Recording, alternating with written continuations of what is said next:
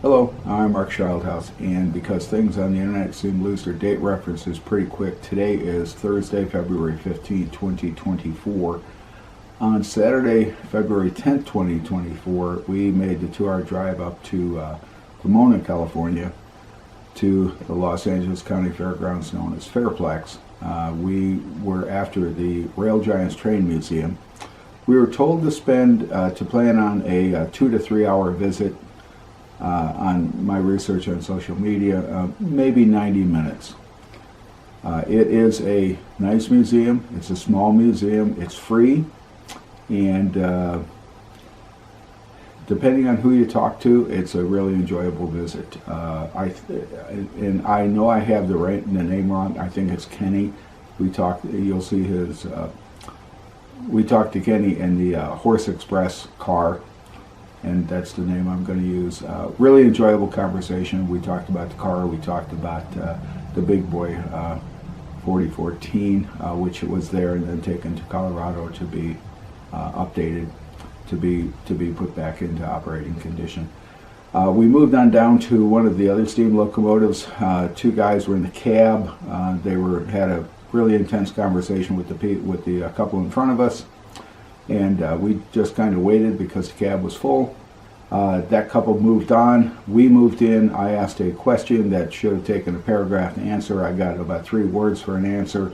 And then he went back to talking to his cab buddy as if we weren't there about his trip to Colorado to see Big Boy. So we were told as we entered the depot and entered the museum that if something was locked or closed, ask us a staff member, a museum staff member, and they could open it up and we could see inside. We didn't find anybody walking around except one guy that was in the picture, and he was working on one of the locomotives. A lot of the equipment is in very weathered condition, deteriorating, whatever. I understand museums are short of money. This museum is short of a lot of money. This stuff is out in the weather, and you'll see some of the locomotives are in pretty poor shape, and they're not getting any better, which is disappointing. The signage at the museum is really good. We enjoyed that. We enjoyed our interaction with the people that were in the office, the depot, gift shop. The gift shop's a little light. There's actually not a whole lot there that says you were at the museum. But the people at the gift shop were very amenable. And the one guy that we met at the Horse Express car was amenable, and we basically didn't interact with anybody else at the museum. If you spend 90 minutes there, you've probably seen the whole thing. There's not a whole lot of cars. Social media says tons of equipment to see and view, and we didn't find it that way. So this is the video we've got, and it's worth stopping if you're going through the area. It's only open one weekend, second weekend of each month, from 10 to 5. And as we were walking in, several security people told us it was closed, that it would not be open today. So they're not hip with the information, and it was open. Okay, here's the video. Thanks for watching. Hope you enjoyed it. We visited the RailGiants Train Museum on February 10th, 2024, on a Saturday, as I said in the introduction. This is their homepage online, and in the next screen you're going to see the URL for it. The homepage is up to date. It's informative. I thought it was interesting. I researched social media, and they said plan on 2 to 3 hours. Plan on maybe 90 minutes. And parking was free, so that was nice. It's a very friendly museum if you get to the right people. We had some really nice conversations in the depot, gift shop, office, whatever you want to call it, and I think it was Kenny, and you'll see him in the Horse Express.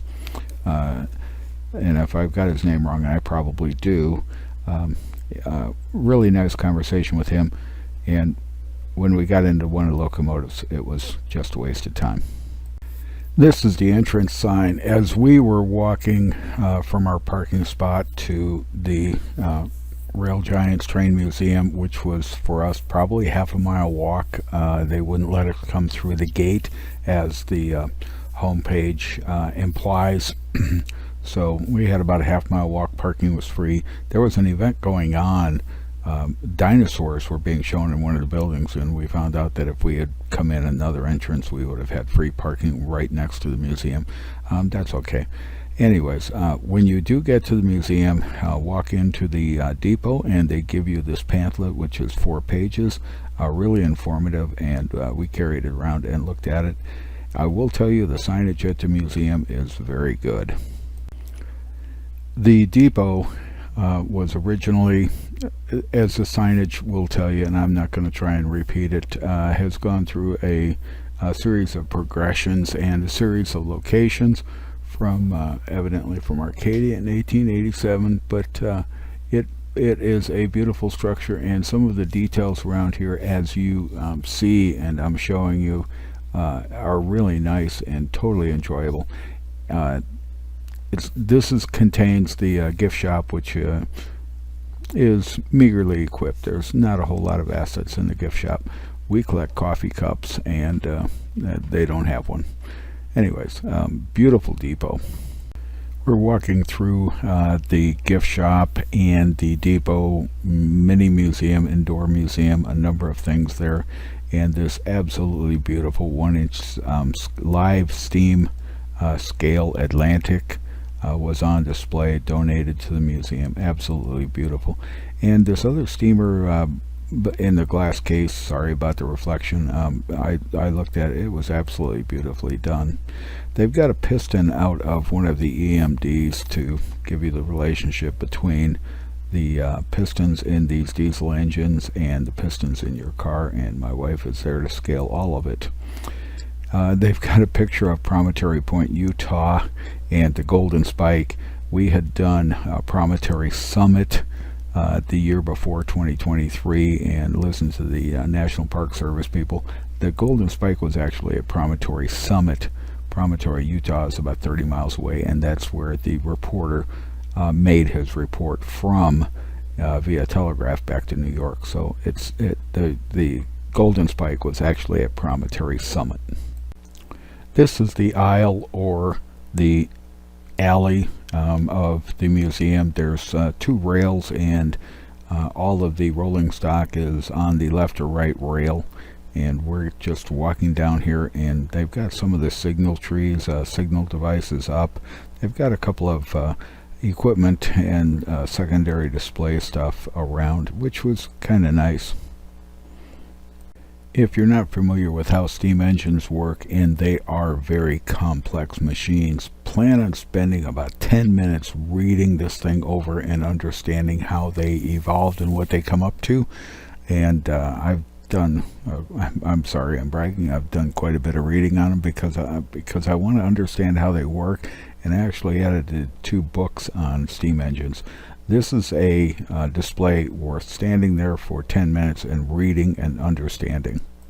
If you've got a good book on how steam engines work, you understand or know that their wheels have tires, very similar to the concept of automobiles and trucks, but not quite. The center is one solid piece of steel with its ballast weights, with its balance weights, and whatever else, and then a ring is heated so it expands, put on the center piece, and then the ring is allowed to cool. And what's going to happen is that's going to wear out over time, so you can heat it up, take it off, replace it, put it back on, because as the trains do roll down their tracks, they do wear these out.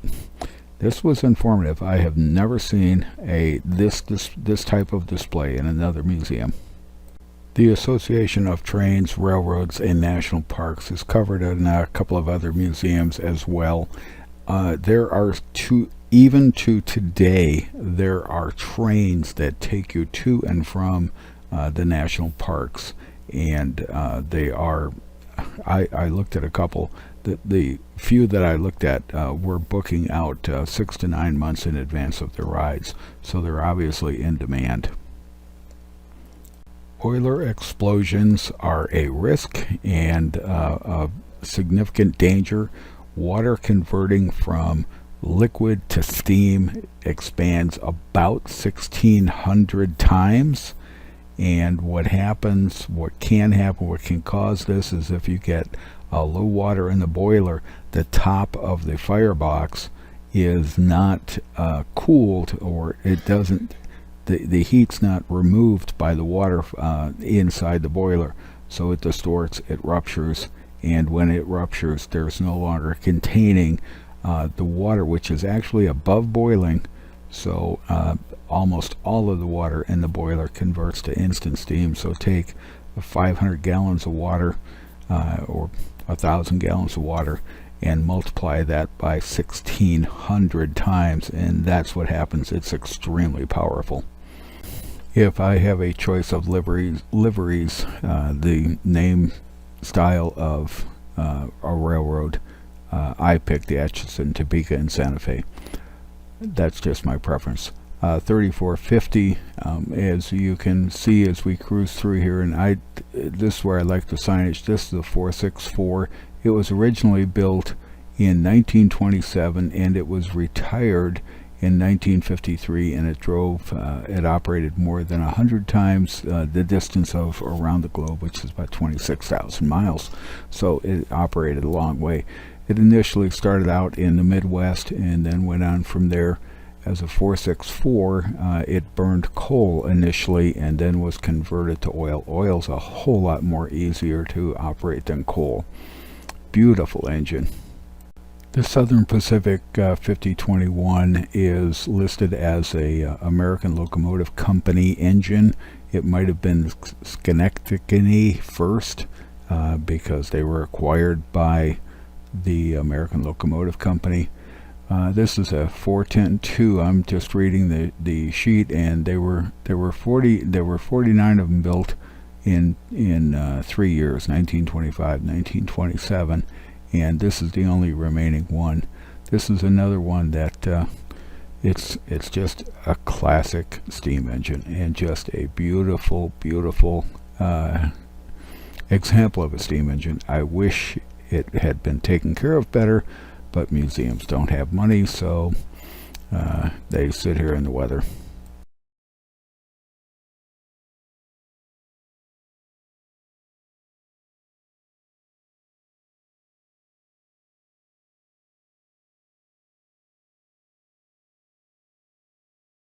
To give you an idea of how complicated operating a steam engine can be, look at the controls in the cab of this engine.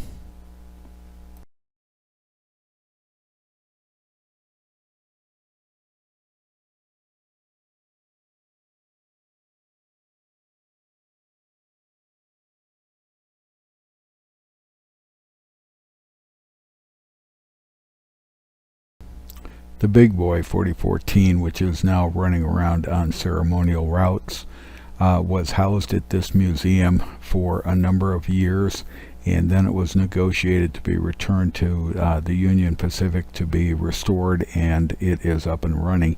And this display talks about how it was done, when it was done, and it was a complex operation. This is a massive piece of equipment.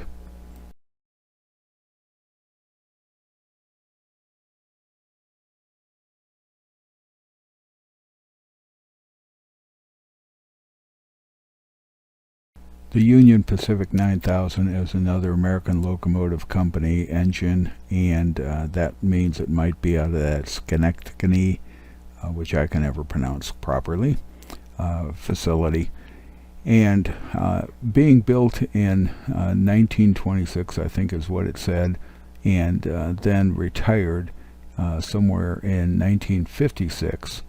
So it had about a 30-year run. These engines were extremely complex to operate. Fire and steam and water, dangerous combination. You get boiler explosions. And then in starting about 1938 time frame, diesel electric started coming in.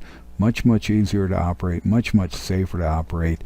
And in the steam era, basically these engines could they could load up a lot of fuel for heat. They were constrained by water, and usually the towns, as the railroads expanded through the country and through the frontier, the towns came up to supply water to these engines.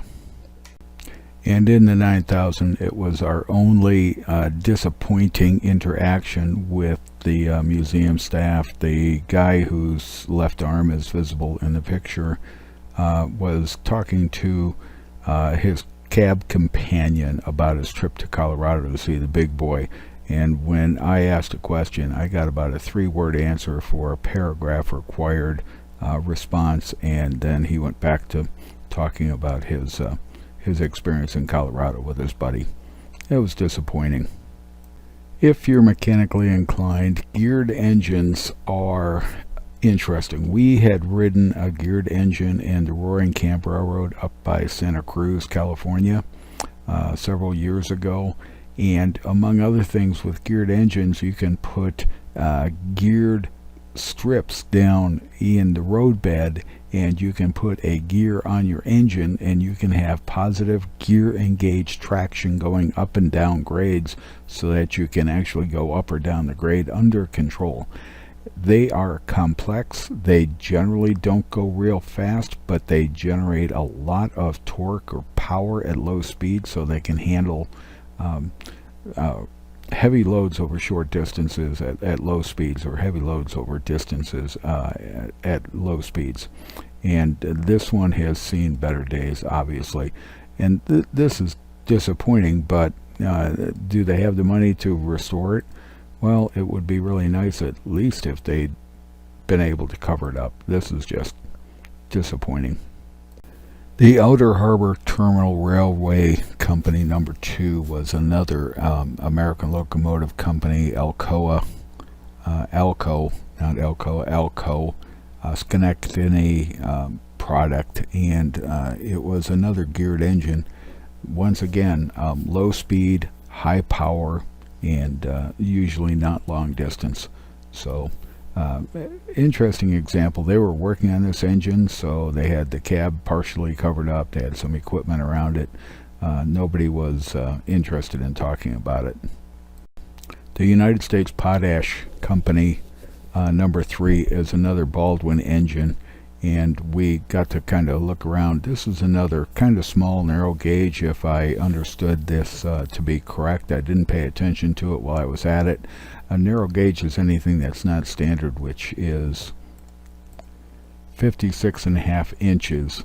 Anything that's not 56.5 inches shorter, is narrower than 56.5 inches, is considered narrow gauge. There's a couple of standard. There's no real standard. Anyways, really nice, cute engine. Would have loved to see this in a little better shape, but they're doing, I guess, the best they can.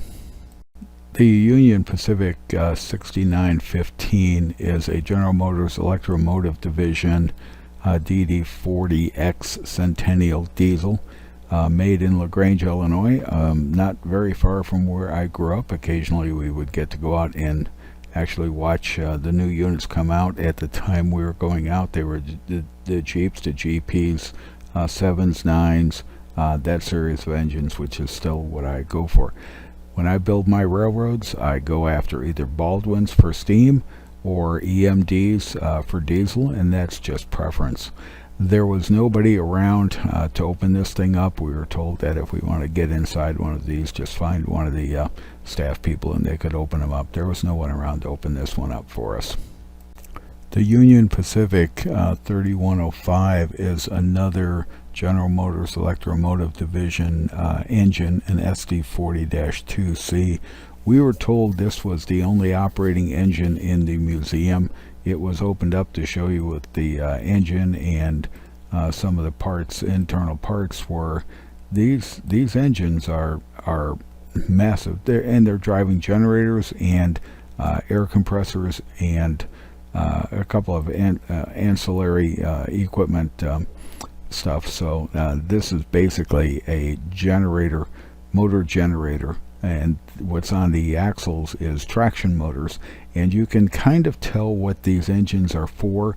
If they've got 3 axles per carriage, then they're going to be road haulers as a general rule. If they have 2, they may be road haulers, but they're also the local stuff, so they can take the bends a little bit, the curves a little bit better. The Santa Fe Horse Express car was one of 2, well, probably the number 1 highlight of our entire trip there. The individual you're going to see here, I know I've got his name wrong. I'm just going to call him Kenny. And I apologize for that. Very informative, great interaction. We were talking about the car itself, and we were talking about the big boy because there's information in there about the big boy. We had previously seen a horse car, and that was at the Western America Railroad Museum in Barstow, California. And absolutely no signage. Had to chase it down as to figure out exactly what it was because of their lack of signage. Not that way here. And as we're scrolling through these images, there's a lot of information on this. This car has been modified to meet the needs of the museum, which is acceptable. The area we were not in is a library now and reference area for the museum. And they don't need the whole thing open and kept up as a horse transporting vehicle, so that's acceptable. This was well taken care of, well maintained, very informative, and really enjoyed viewing this car and talking to the guy I'm going to call Kenny, and I can almost bet that that's not his real name. But this was one of the this was the highlight of the museum because of the interaction with the individual that was presenting the car. As stated, we were told at the depot, the gift shop, the office, whatever you want to call it, that if we wanted to see inside something, just ask one of the museum staff members, and they would open it up. There was nobody around. This is one of the cars we would like to have seen because I've been in the Pullman Car Company on the south side of Chicago, and that's where I bought my first real new model railroad car. Several cabooses at the museum, or 3 maybe, and this one's obviously in serious need of something. Not open for touring, and none of the cabooses were open for touring, which was disappointing. They're bragging about that's home on rails, and you can't see how they do it. Back in the days of old and bold, you had to keep your produce, your meats cold, and they had hatches on the tops of the box cars, the insulated box cars, and you put ice in them, and the ice melted, came out the bottom. It was one of the many reasons why you use stone for road beds, and it had to stop every once in a while to put new ice in the cars to keep the contents protected. And this is a car, some interesting signage on this car. It tells you the interior length 32 feet 2 inches, the interior width 8 feet 8 inches, interior height 6 feet 9 inches, and its cubic footage is 1,800 cubic feet, which seems small. And Swift and Company was the lessee, so it was most likely carrying meat. It has plug doors. When you unlock the doors come out towards you and then they slide away, so the interior walls are smooth. As I said earlier, I think social media told us to plan on 2 to 3 hours to see the museum.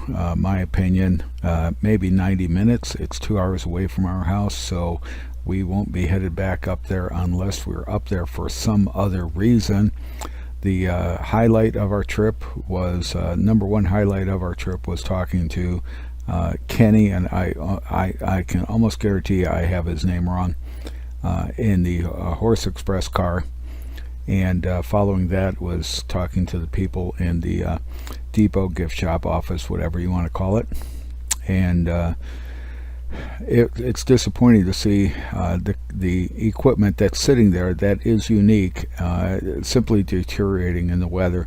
It takes money to restore these. It takes time, it takes effort, it takes skills, and the museum obviously doesn't have the complex matrix to restore these things back to the beauty that I would wish. It's free. It's kid friendly. It's child friendly.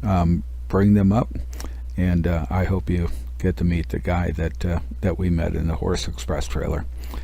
Thanks for watching. Hope you enjoyed it.